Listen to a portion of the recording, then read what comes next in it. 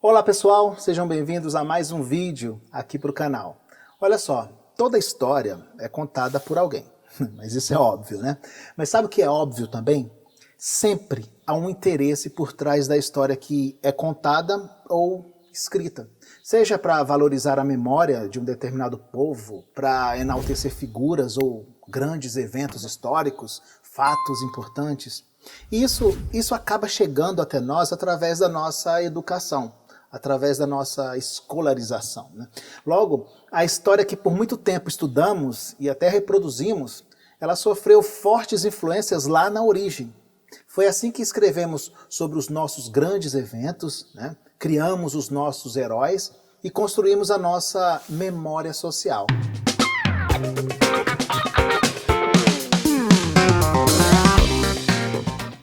Ao longo do tempo, eu não sei se você percebe isso, mas entra governo, sai governo e sempre há uma tentativa de se reescrever a história, né? Condenando ao esquecimento o que foi construído pelo governo anterior. Normalmente se apropria-se, né, dos projetos, criam-se monumentos, renomeiam-se outros monumentos, para que de alguma forma se construa uma nova narrativa. Agora, quando falamos em finais de grandes ciclos de governo, como a independência do Brasil, a proclamação da República, a redemocratização, né, após a ditadura militar, aí esses projetos eles ficam bem mais evidentes, porque o objetivo é colocar para a população que o novo sistema, o novo governo é o passo acertado, né? Mas o discurso por si só ele não convence. É preciso criar elementos que unam as pessoas em torno de um sentimento. É aí que entra a criação dos símbolos nacionais, as figuras heróicas, por exemplo. Isso vai acontecer de forma muito clara com a proclamação da República em 1889. Nós estávamos nos desvencilhando de um regime monárquico, né? E para que esse novo sistema pudesse ser aceito pelo povo, era necessário que tudo que remetesse ao regime anterior, que era a monarquia, fosse eliminado. Era preciso criar novos símbolos, novos heróis, né, que tivessem ligação com o regime republicano agora. Então começou a busca por um novo herói. Nós tínhamos nomes fortes, inclusive, tá? A concorrência era bem acirrada. Tínhamos Marechal Deodoro da Fonseca, né, que foi o proclamador da República. Ele poderia oferecer uma visão de libertador, né? Nós tínhamos também Benjamin Constant, que era militar, professor, um dos idealizadores, né, e defensor do republicanismo no Brasil. Ainda tínhamos Floriano Peixoto, que poderia ser aclamado como aquele que consolidou a República no Brasil. E outro nome muito forte era o de Frei Caneca. Afinal, ele era duplamente herói, né? Primeiro pela independência e depois lutando e morrendo pelo autoritarismo de Dom Pedro I, na Confederação do Equador. Aquela revolta no Pernambuco para se separar do Brasil. Eu falo um pouco disso nesse vídeo aqui. Bom, eu sinto muito desapontar vocês, mas nenhum desses aqui venceu o concurso para Herói do Brasil. A vaga acabou ficando com Tiradentes, Joaquim José da Silva Xavier. Lembram dele? Claro, né? Afinal, depois da proclamação da República, o nome de Tiradentes vai entrar para os livros de história, para nome de rua, nome de praça, nome de avenida. Torna-se feriado nacional, quem diria, né? Ao longo de todo o período imperial, a figura de Tiradentes ela foi esquecida, abafada mesmo. Mas vocês lembram o que aconteceu? Tiradentes foi executado pela coroa portuguesa no Brasil Colônia, lá em 1792, por ter se rebelado naquela famosa Inconfidência Mineira.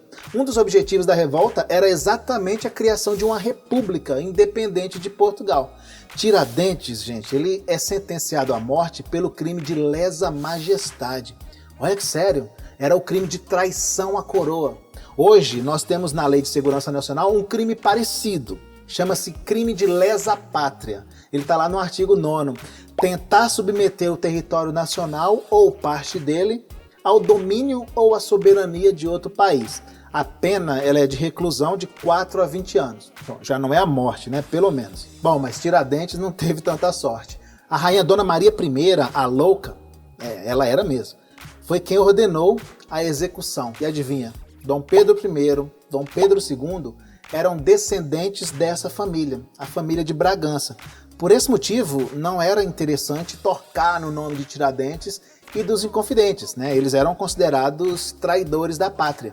Mas com a implantação da República, a figura de Tiradentes, 100 anos depois, ela vai representar um símbolo de resistência contra o antigo sistema, vai se tornar um verdadeiro herói. A partir daí se inicia a construção do mito em torno da figura de Tiradentes, porque para fazer com que a população esquecesse heróis que já foram consagrados na monarquia, como Dom Pedro I, por exemplo, era necessário inserir nos corações, na cabeça do povo, esses novos símbolos.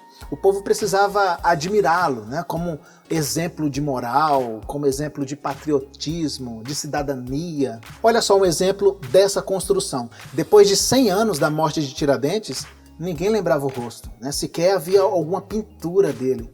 Então foi preciso criar um rosto para ele. E para acelerar a aceitação rápida, né, do povo, apostaram em uma imagem que não tinha erro, principalmente em um país católico cristão como o Brasil. Observem aqui a pintura de Pedro Américo, né, do esquartejamento de Tiradentes. A clara intenção de pintar Tiradentes exatamente como Cristo, né? O cabelo, a barba, né? Temos inclusive a presença de Jesus na cruz aqui ao lado, né? Também, né? Que é para não deixar dúvida. É como se a imagem gritasse: olha, Jesus morreu pelo mundo e Tiradentes morreu pelo Brasil.